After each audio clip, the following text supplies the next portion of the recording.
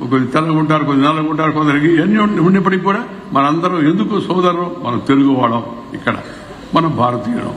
అందుకే నేను పోయిన ప్రతిసారి చెప్తూ ఉంటాను, అయ్యా దయచేసి ఇంట్లో తెలుగులో మాట్లాడండి, అమ్మలు అయ్యలు దయచేసి ముందు మీరు తెలుగులో మాట్లాడండి. ఎందుకంటే సగం పిల్లలు చెరగొట్టేది అమ్మా నాన్న చెప్తున్నారు, నాన్న మమ్మీ అను డాడీ అను అని. ఎందుకు ఈ మమ్మీ డాడీ బీడీ జాడీ కేడీ?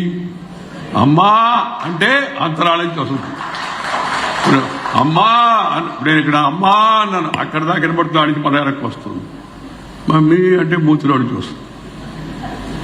మనము మన భారతీయ భాషలో అమ్మ భాషలో మాడాలా? కన్న తల్లిని, జన్మభూమిని, మాతృదేశాన్ని, మాతృభాషను పాఠం చెప్పిన గురువును మర్చిపోయిన వాడు మానవుడు కాదు అనే విషయం అవుతుందో మనందరం గుర్తించాలా, మనం ఆచరించాలా. ఇంటిలో, వీధిలో, గుడిలో, బడిలో అమ్మ ఒడిలో నుంచి వచ్చిన భాష అవుతుందో అమ్మ భాషలో మాట్లాడాలా, అమ్మ భాష మాట్లాడేందుకు గర్వించాలా. కానీ ఇతర భాషలను అనవసరంగా మనం వ్యతిరేకించకూడదు, ద్వేషించకూడదు.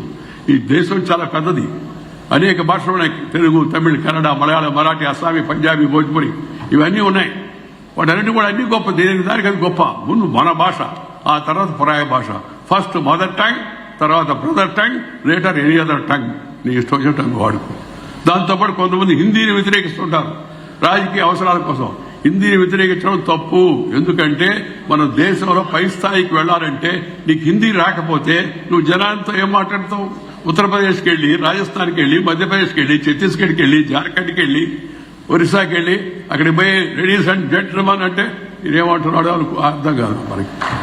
మనం మాట్లాడగలుగుతే నా సొంత అనుభవం ఉంది.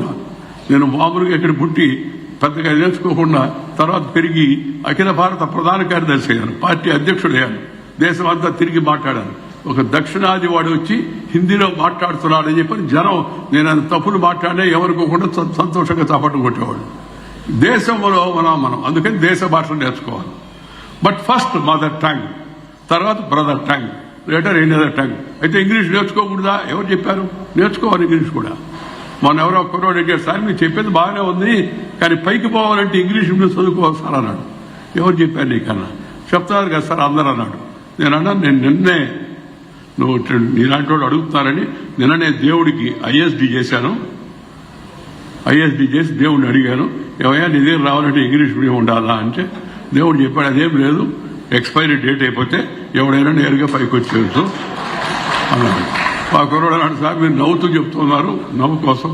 నేను అట్టగా సార్ పైకాను, నాకు అర్థమైనప్పుడు చెప్పాను వాడికి. తర్వాత చెప్పాను పైకి అంటే ఏంటి? రాష్ట్రపతి మాతృభాష చదువుకుంది. ఇంతకుముందు రాష్ట్రపతి రామ్నాథ్ కోవింద్ గారు మాతృభాష చదువుకున్నాడు.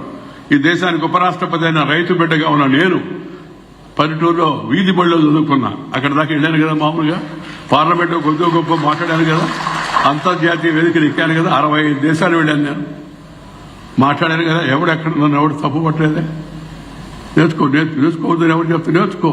ముందు మన భాషను, అమ్మను, మన ఇంటిని గౌరవించు, ఆ తర్వాత ఇతర భాషలను గౌరవించు, నేర్చుకో. ఎన్ని భాషలు నేర్చుకుంటే అంత మంచిది. ఇంగ్లీష్ కూడా నేర్చుకో, కానీ వచ్చి రాని ఇంగ్లీష్లో మాడబాకు. మనవాళ్ళు చాలా మంది చూస్తుంటారు, రాజు సగం ఏదో రాసుకొస్తాడు, సరిగ్గా చదవలేడు, తొడబడతాడు. ఎందుకు బాధపడాలా? మన ప్రధానమంత్రి ఐక్యరాజ్య సమితికి వెళ్లి హిందీలో మాట్లాడాడు. మన పుతిన్ గారు భారతదేశానికి వస్తే ఆయన రష్యన్లో మాట్లాడాడు. ట్రాన్స్లేషన్ ఉంది, మోడీ గారి ట్రాన్స్లేషన్ ఉంది. అలాగే ఇప్పుడు ట్రాన్స్లేషన్ వ్యవస్థ వచ్చినప్పుడు కొత్తగా వస్తుంది. నువ్వు ఇక్కడ మాడితే అక్కడ మాడుతున్నట్టుగా ఉంటుంది. వెంకయ్యనాయుడు ఖమ్మంలో మాట్లాడుతున్నాడంటే మధురలో మాట్లాడేట్టు కనపడదు. వల్ల తెలివి ఉంది, ప్రమాదం కూడా ఉంది. జాగ్రత్తగా ఉండాలి.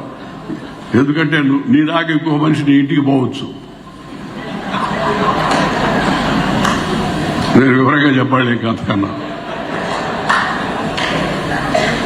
లేనిది ఉన్నట్టుగా చూపించవచ్చు, వయసును మార్చవచ్చు, పర్సనాలిటీని పెంచవచ్చు లేదా తగ్గించవచ్చు. కాబట్టి అది ఆర్టిఫిషియల్.